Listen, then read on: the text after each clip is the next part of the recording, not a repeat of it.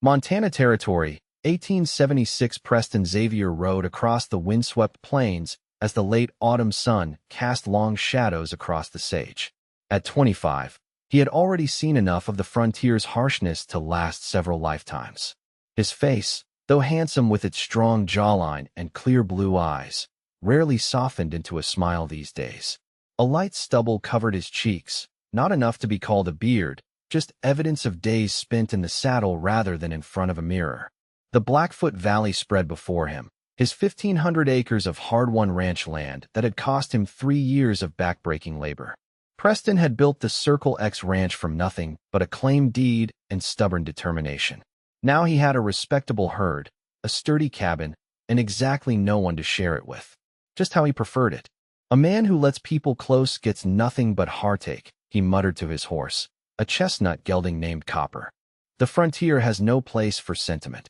This belief had calcified in his heart since finding his parents' homestead burned to the ground 5 years earlier, victims of a brutal winter and a chimney fire. Since then, Preston had learned that survival demanded isolation. Attachment was weakness the West would exploit. As dusk approached, Preston spotted smoke rising from his chimney, which struck him as peculiar since he lived alone and had been gone 3 days driving cattle to the northern pasture. His hand instinctively moved to the Colt revolver on his hip as he approached cautiously. The scent hit him first, fresh bread and something savory that made his stomach growl traitorously. Light flickered through the cabin's single window. Someone had made themselves mighty comfortable in his absence. Preston dismounted silently, drew his pistol, and approached the door of his own cabin like a stranger. With one swift movement, he pushed it open, weapon raised. "Don't move," he commanded. A young woman spun around from the stove, dropping a wooden spoon with a clatter. Her eyes widened with alarm, a rich brown that reminded Preston of fertile soil after spring rain. She couldn't have been more than 20, dressed in a simple blue calico dress with a patched apron tied around her narrow waist. Her light brown hair was pulled back in a practical bun, though tendrils had escaped to frame her face. I am sorry," she stammered, pressing against the stove. The door was unlocked, and I did not think anyone would return before morning. Preston kept his gun steady. "That does not explain why you are in my home." The woman swallowed visibly.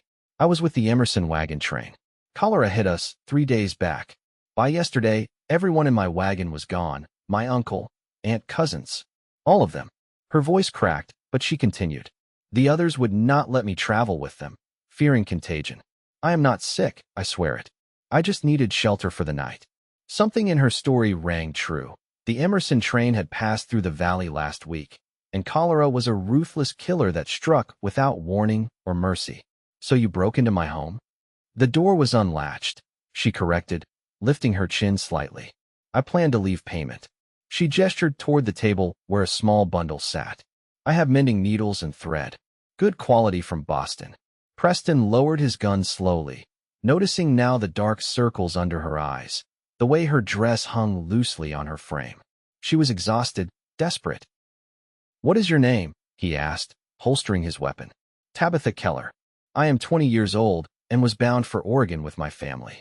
She squared her shoulders despite her obvious fear. "I have been cooking. There is stew and bread. I used your supplies, but I added what I had." "Miss Keller, you realize I could have shot you." She nodded. "But you did not."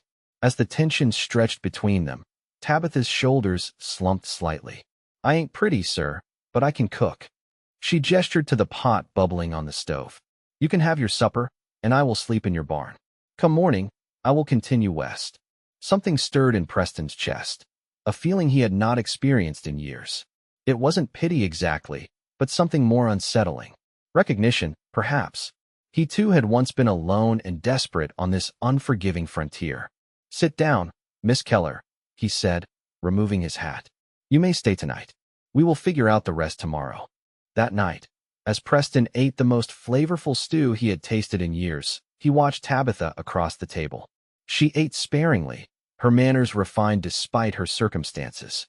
When she thought he wasn't looking, her eyes darted around the cabin, taking in the sparse furnishings, the sagging shelf of books, the single chair by the fire. "Where will you go?" he asked finally. Tabitha set down her spoon carefully. "I still aim for Oregon." My uncle said there is good farmland there. Alone? That is at least 500 miles of mountain passes, hostile territory, and river crossings. I have no choice. I cannot go back east. Preston frowned. Why not? Something flickered across her face. Fear, perhaps, or determination. There is nothing for me there now. My parents died 2 years ago. I came west with my uncle's family for a new start. As the fire crackled in the hearth, Preston made a decision that defied his own rules of survival. The barn loft is clean. There are extra blankets in the chest. Tomorrow, we will discuss your options. Tabitha nodded, relief evident in the softening of her shoulders. Thank you, Mr. Xavier. That night, lying in his bed, Preston listened to the wind howling outside and thought about the young woman in his barn. For the first time in years, his ranch did not feel quite so empty. Morning brought clarity and regret. Preston had almost convinced himself to send Tabitha on her way with provisions and directions to the nearest town when he saw her. She was in the corral with his most temperamental mare, a black beast named Midnight that had thrown Preston twice. The horse was calmly eating from Tabitha's hand while she stroked its neck. She just needed gentle handling. Tabitha explained when she noticed him watching. Horses are like people. They respond to kindness more readily than force. By noon, Preston had offered Tabitha a proposition: work as his housekeeper until spring, when safer travel would be possible. He would provide room, board, and a small wage. Why would you help me? She asked suspiciously. You do not know me. I need help around the ranch, he said simply, though it was only half true. Winter is coming. No one should face the mountains now. Tabitha accepted with practical gratitude. I will earn my keep, Mr. Xavier. The first month passed in awkward coexistence. Preston maintained his distance, spending long days with his cattle and horses, returning only for meals and sleep. Tabitha transformed his Spartan cabin into something resembling a home. Curtains appeared at the windows, made from flour sacks she had bleached and dyed with berries. The floors were swept clean, the dishes no longer piled in neglect. She patched his shirts without being asked and managed to stretch their provisions with inventive cooking. One evening in late November, as the first snow dusted the valley, Preston returned from mending fences to find Tabitha attempting to chop wood, her small form struggling with the heavy axe. You will hurt yourself, he said, taking the axe from her hands. Their fingers brushed, and he noticed how red and chapped hers were from washing in cold water. I was just trying to be helpful, she replied, tucking a loose strand of hair behind her ear. The pile was getting low. Preston looked at her, really looked at her, for perhaps the first time. Despite her practicality, there was a softness to Tabitha that the frontier had not yet hardened.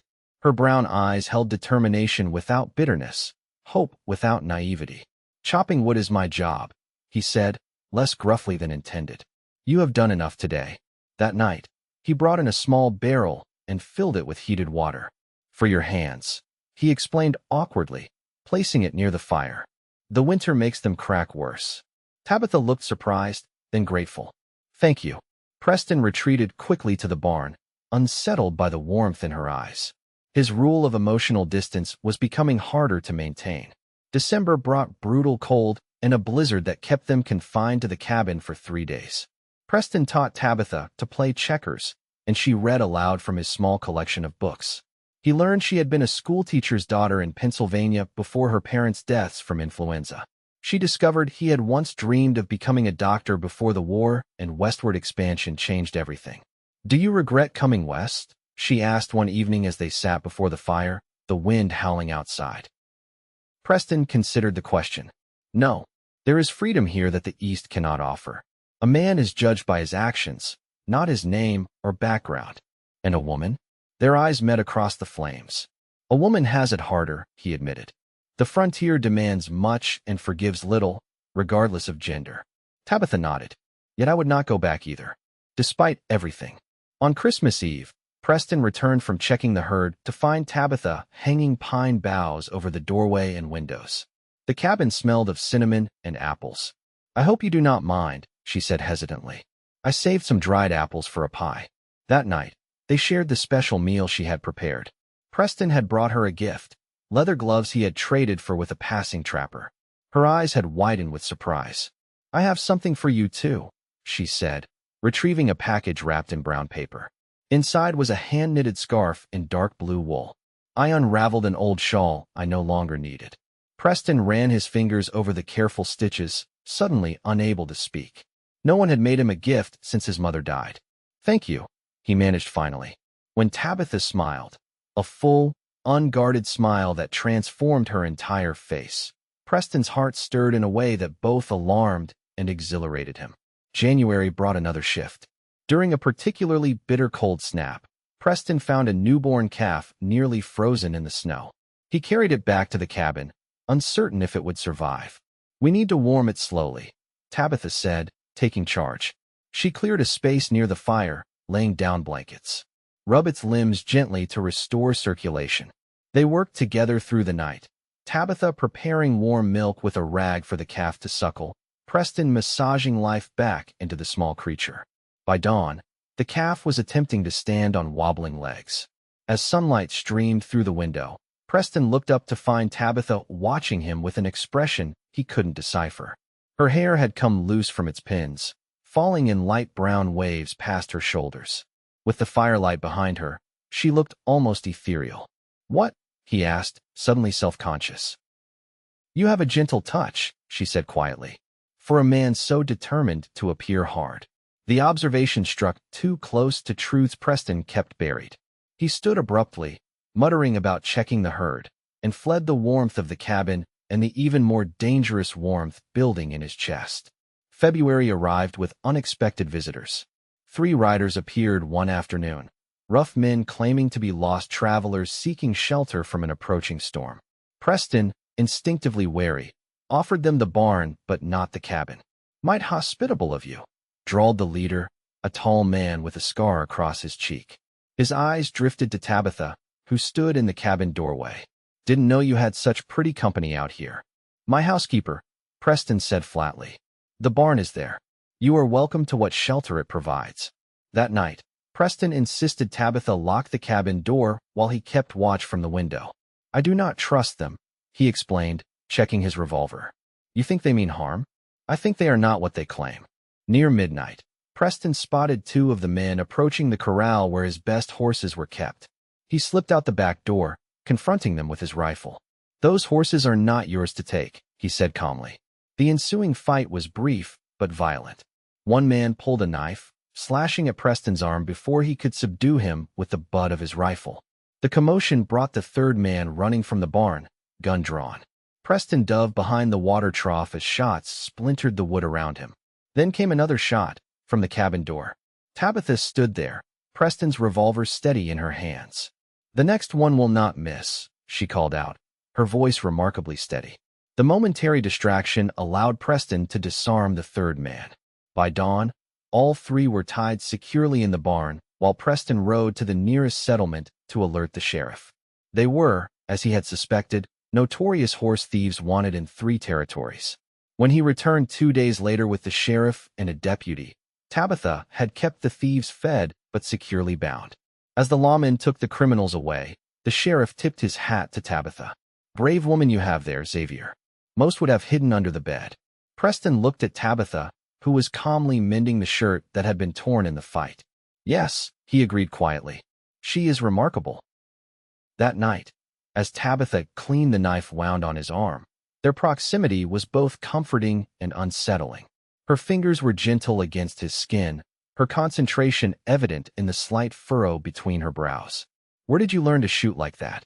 Preston asked. "My father taught me. He said a woman alone needs to protect herself." She tied off the bandage. "I have never actually shot at a person before. I am not sure I could have if he had called my bluff. I am glad we did not have to find out." Preston caught her hand as she withdrew it. "Thank you." Their eyes met, and something electric passed between them. For a moment, Preston thought she might lean closer, or he might. Instead, Tabitha carefully reclaimed her hand. "You should rest," she said softly. "The wound needs time to heal." March brought the first signs of spring, patches of grass emerging from melting snow, birds returning to nest in the eaves. It also brought increased tension between Preston and Tabitha. Both were acutely aware that their arrangement had been until spring, when safer travel would be possible. Neither mentioned it. They worked side by side planting a vegetable garden, their conversations light but their awareness of each other profound. Preston found excuses to be near the cabin during the day, bringing Tabitha wildflowers he claimed were medicinal herbs she might find useful. She began leaving his favorite biscuits warming by the fire when he returned from long rides. One evening, as they sat on the porch watching the sunset paint the mountains gold and purple, Preston finally broke their unspoken agreement not to discuss the future. "The path to Oregon will be clear in a few weeks," he said, studying the horizon rather than her face. "Yes," Tabitha replied quietly. "I suppose it will. Is that still your destination?" She was silent for so long that Preston finally looked at her. Tabitha was watching a pair of hawks circling above the distant trees. "I am not sure anymore," she admitted. "I went west because I had nowhere else to go. Oregon was just a place my uncle mentioned had good soil and rainfall. And now," their eyes met, and Preston saw in hers the same uncertainty and hope he felt in his own heart. "Now I wonder if perhaps I have already found where I belong," she said carefully. Preston was about to respond when hoofbeats interrupted. A rider approached at speed, Tom Whitaker from the neighboring ranch 10 miles south. "Xavier," he called, reining his horse to a stop. "There is trouble. A man has been asking about a woman matching Miss Keller's description at every settlement between here and Fort Benton. Says she is his wife who ran off with family valuables." Preston felt Tabitha stiffen beside him. "That is a lie," she said, her voice tight. "I have never been married." "Who is this man?" Preston demanded. "Name of Edward Sinclair. Well-dressed Easterner. Offering a reward for information." After Whitaker departed with a warning to be careful, Preston turned to Tabitha. "Who is Edward Sinclair to you?" Her face had gone pale. "My cousin's husband. He was the reason I had to leave with my uncle's family." Her hands twisted in her apron. "After my parents died, I lived with my cousin Eleanor. Edward began to pay me unwanted attention. When I rejected him, he threatened to ruin my reputation, claim I had tried to seduce him." "And your family believed him over you?" "Eleanor did. She was expecting their first child." Tabitha's voice grew quieter. "One night, he came to my room.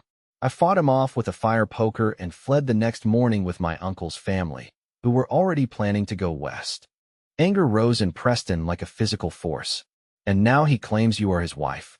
A convenient lie to explain his search for me." Tabitha looked up, fear evident in her eyes. "He is a vindictive man, Preston. If he finds me." It was the first time she had used his given name. The intimacy of it, combined with the threat to her safety, crystallized something in Preston's heart. "He will not touch you," he promised. "This is your home now, if you want it to be." The words hung between them, heavy with meaning beyond mere protection. Before Tabitha could respond, a glint of metal caught Preston's eye, sunlight reflecting off a rifle barrel in the distant trees.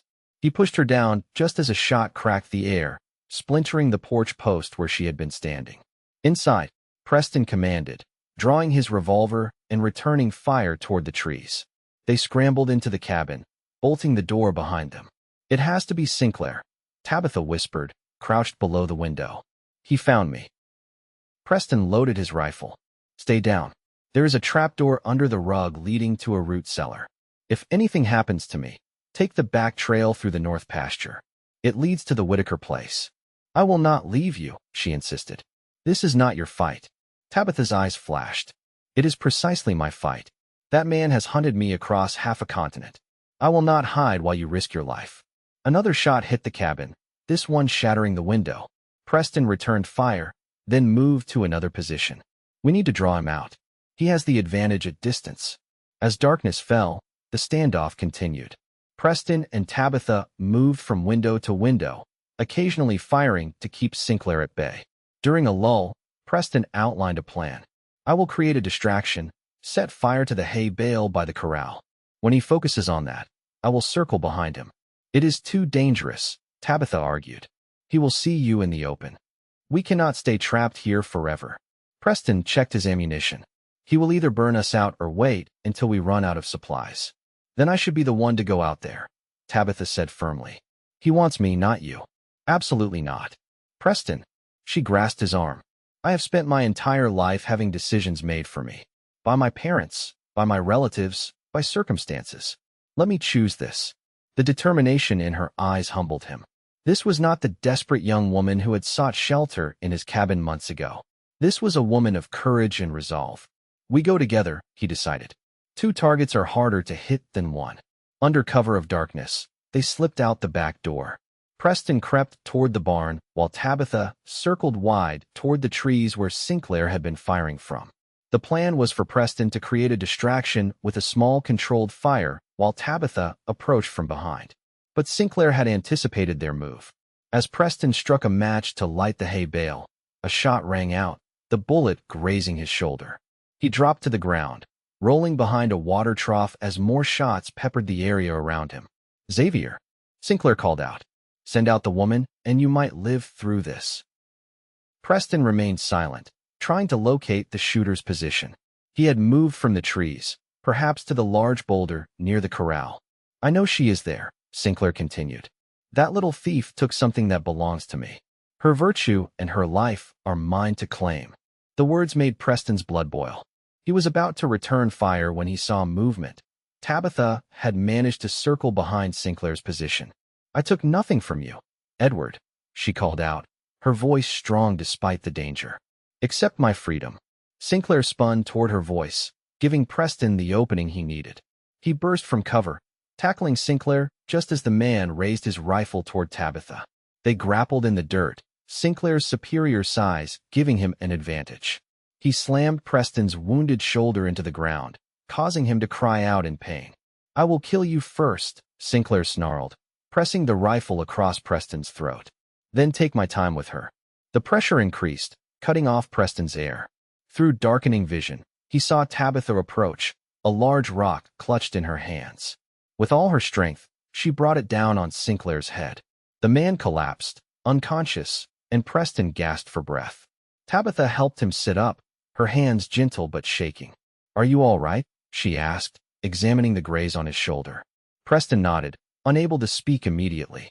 When he found his voice, he said, "You saved my life." Again, they secured Sinclair with rope from the barn, and at first light, Preston rode to fetch the sheriff.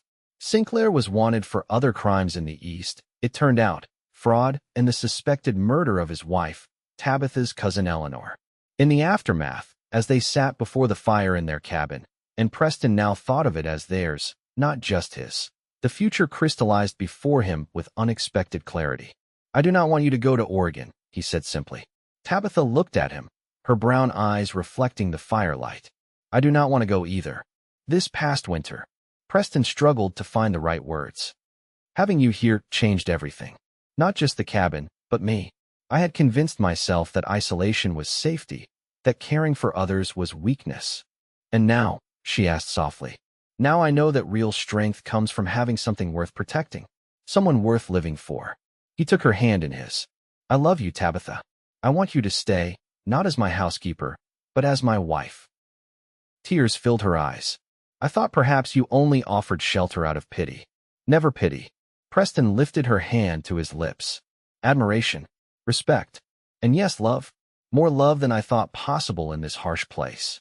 When I said I was not pretty, you were wrong," he interrupted gently. "You are the most beautiful woman I have ever known, inside and out." They were married in May, with wildflowers covering the valley and new calves in the pasture. The ceremony was small, just the Whitakers, the preacher from town, and a few neighboring ranchers who had become friends. Preston had built an addition to the cabin, a proper bedroom with a window facing east so Tabitha could watch the sunrise. By autumn, the Circle X ranch had transformed. Curtains hung in every window, a vegetable garden flourished behind the cabin, and chickens pecked in a newly built coop. Preston had hired 2 hands to help with the expanding herd, allowing him more time at home with Tabitha. On their first Christmas as husband and wife, as snow fell gently outside, Preston gave Tabitha a journal bound in soft leather. "For our story," he explained, "so our children will know how their mother's courage and kindness tamed not just the frontier, but their father's hardened heart." Tabitha's hand went to her stomach, where the first subtle signs of new life were beginning to show. "Our children will know that love can flourish even in the harshest wilderness," she said. "That sometimes the bravest act is to open your door to a stranger." Preston placed his hand over hers. And sometimes the greatest fortune a man can find in the West isn't gold or land, but a woman who can remind him what truly matters. Outside, the Montana winter wrapped around their small cabin, but inside, the warmth of their newfound family kept the cold at bay. The frontier that had once seemed so barren to Preston now promised endless possibilities, all because a young woman had whispered those fateful words that stirred his heart for the first time.